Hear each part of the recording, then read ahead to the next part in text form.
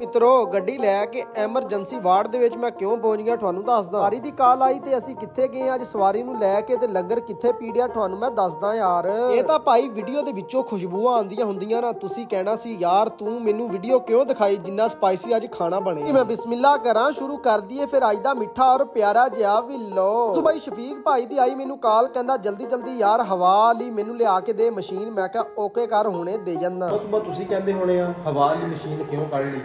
ਸ਼ਫੀਕ ਭਾਈ ਦੀ ਮੈਨੂੰ ਕਾਲ ਆਈ ਆ, ਕਹਿੰਦਾ ਯਾਰ ਲੈ ਆ ਜਲਦੀ ਜਲਦੀ ਹਵਾ ਵਾਲੀ ਮਸ਼ੀਨ, ਕਿਉਂਕਿ ਗੱਡੀ ਮੇਰੀ ਦਾ ਟਾਇਰ ਪੈਂਚਰ ਹੋ ਗਿਆ। ਹਵਾ ਭਰ ਕੇ ਨਾਲ ਹੀ ਦੁਕਾਨ ਤੇ ਪਹੁੰਚ ਜੂਗਾ ਲੈ। ਇਹ ਹਿਸਾਬ ਹੁੰਦਾ ਹਵਾ ਵਾਲੀ ਮਸ਼ੀਨ ਦਾ ਭਾਈ। ਮਿੱਤਰੋ ਸੁਬਾਹ ਟਾਈਮ ਸਾਡਾ ਖੂਬਸੂਰਤ ਔਰ ਪਿਆਰਾ ਜਿਹਾ ਮੱਲਾ ਕੁਝ ਇਸ ਤਰ੍ਹਾਂ ਦਾ ਲੱਗਦਾ ਯਾਰ। ਬਈ ਮਿੱਤਰੋ ਕੀ ਕਹਿੰਦਾ ਫਿਰਦਾ।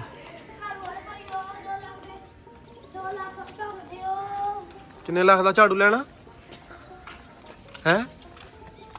2 ਲੱਖ ਦਾ ਨਹੀਂ। ਹੁਣ ਆ ਟੂਟੀ ਲੱਗੀ ਹੋਈ ਆ ਯਾਰ, ਇਹ ਪਾਣੀ ਕਿੱਥੋਂ ਆ ਰਿਹਾ ਮਿੱਤਰੋ? ਸਾਡੇ ਪਿੰਡ ਦੇ ਵਿੱਚ ਆ ਰਿਹਾ ਇਸ ਟਾਈਮ ਇਹ ਵਾਟਰ ਸਪਲਾਈ ਦਾ ਪਾਣੀ ਹੈ ਬਈ। ਭਾਜੀ ਕਿਹਨੂੰ ਕਹਿ ਰਹੇ ਆ? ਅੱਛਾ ਵਾਲੇਕੁਮ ਸਲਾਮ। ਸੁਣਾਓ ਜੀ ਕਿੱਧਰ ਚੱਲਾ? ਦੁਕਾਨ ਤੇ ਮੂੰਹ ਦਾ ਧੋ ਲੈਣਾ ਸੀ। ਧੋ ਕੇ ਆਇਆ ਭਾਜੀ।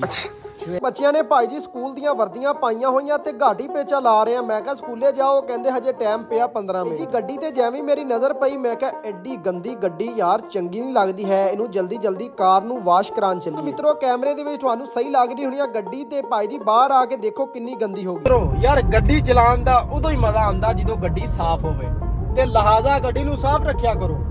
ਆ ਦੇਖੋ ਹੁਣ ਗੱਡੀ ਨਾ ਮੈਨੂੰ ਨੀਂਦ ਨਹੀਂ ਆਈ ਰਾਤੀ, ਯਕੀਨ ਕਰੋ। ਮੈਂ ਕਿਹਾ ਗੱਡੀ ਸਾਫ਼ ਕਰਾਵਾਂਗੇ ਫਿਰ ਨੀਂਦ ਆਣੀ ਹੈ ਮੈਨੂੰ। 7 ਵਜੇ ਦਾ ਉੱਠੇ ਆ ਲੇਕਿਨ ਨਾਸ਼ਤਾ ਨਹੀਂ ਕੀਤਾ ਸੀ, ਇਸ ਕਰਕੇ ਭਾਈ ਜੀ ਮੈਂ ਜ਼ਰਾ ਉਹ ਵੇਟ ਕਰ ਰਹੇ ਨਾਸ਼ਤਾ ਜਦੋਂ ਲੱਭੇਗਾ ਫਿਰ ਗੱਡੀ ਧਵਾਨ ਆਵਾਂਗਾ। ਲਓ ਜੀ ਨਾਸ਼ਤਾ ਲੱਭ ਗਿਆ, ਹੁਣ ਰੋਟੀ ਖਾ ਕੇ ਫਿਰ ਆਇਆ ਗੱਡੀ ਧਵਾਨ।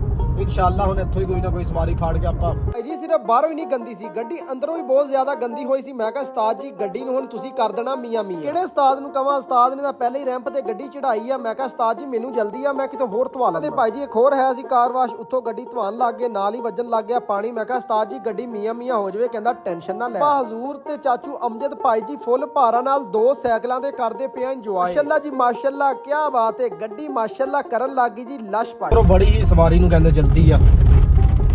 ਹੁਣ ਭਾਈ ਜੀ ਸਵਾਰੀ ਨੂੰ ਪਿਕ ਕਰਨ ਜਾ ਰਹੇ ਆ। ਉਹ ਸਾਹਮਣੇ ਉਹ ਸਵਾਰੀ ਪਿਕ ਕਰਨੀ ਆ।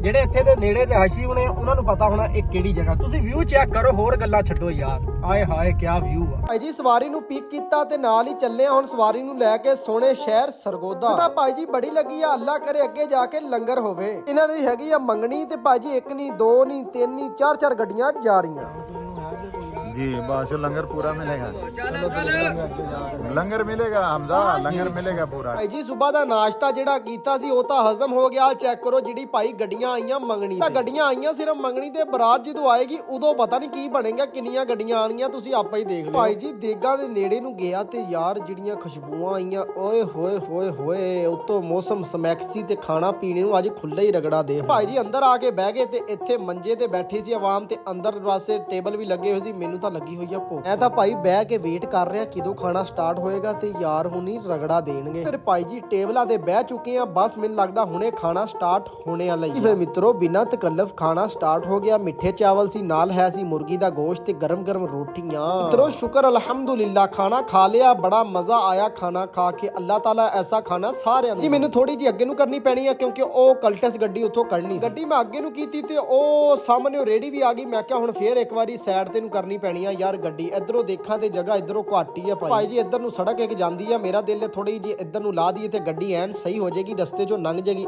ਪਰਾਡੋ ਨੇੜੇ ਆਂਦੀ ਗਈ। ਮੈਂ ਕਿਹਾ ਉਸਤਾਦ ਜੀ ਪਰਾਡੋ ਜ਼ਰਾ ਪਰੋਂ ਰੱਖ ਕੇ ਲੰਘਾਇਓ, ਹੁਣ ਜਗ੍ਹਾ ਟੈਟ ਹੋ ਗਈ ਆ, ਮਿਹਰਬਾਨੀ ਕਰੀ। ਹੋ ਗਿਆ ਸੀ ਨਮਾਜ਼ੇ ਜ਼ੋਹਰ ਦਾ ਯਾਰ, ਹੁਣੀ ਜਲਦੀ ਜਲਦੀ ਆਗੇ। ਬਹੁਤ ਹੀ ਪਿਆਰੀ ਮਾਸ਼ਾਅੱਲਾ ਮਸਜਿਦ ਬਣੀ ਆ, ਉੱਥੇ ਪੜੀ ਨਮਾਜ਼ੇ ਜ਼ੋਹਰ। ਪੜ੍ਹਨੇ ਤੋਂ ਬਾਅਦ ਯਾਰਾਂ ਨੇ ਸਵਾਰੀ ਨੂੰ ਪਿਕ ਕੀਤਾ, ਨਾਲ ਹੀ ਲਾਤਾ ਜਿੱਥੋਂ ਸਵਾਰੀ ਚੱਕੀ। ਭਾਈ ਜੀ ਆਪਣੇ ਪਿੰਡ ਯਾਰ ਹੁਣੀ ਪਹੁੰਚ ਗਏ। ਆਪਣਾ ਖਿਆਲ ਰੱਖਿਓ, ਨਮਾਜ਼ ਕਾਇਮ ਕਰਿਓ। ਪਾਕਿਸਤਾਨ ਜ਼ਿੰਦਾਬਾਦ।